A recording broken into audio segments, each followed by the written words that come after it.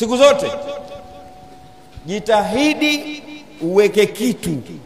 Usipokiweka wewe, sasa juzi nilikuwa naozesha pala, nikamwambia mfano hata mkeo usipompa wewe askrim hatapewa na wenzake. Leta.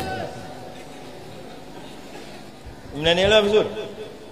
Fanya hizo askrimu, mpe wewe mchetu wako. Rukai, mnaelewa sana?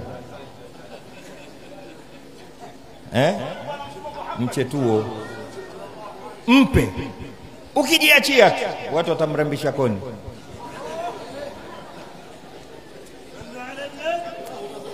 At-tabi'a la taqbalu al-fara. Mimi ni muumini wa maneno haya, ni muumini. Unabaki sasa utalia. Wakati wetu ni huu.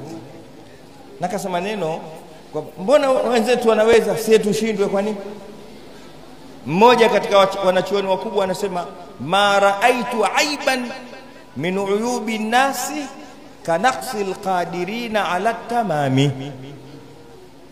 Sijaona aibu, hakuna aibu miongoni mwa aibu za watu kuliko kushindwa wawezao juu ya kuweza.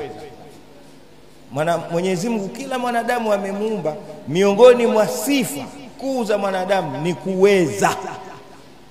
Ndio maana Mtume sallallahu alaihi wasallam mara nyingi alikuwa anasema, Allahumma inni a'udhu bika min al-ajzi wal kasal.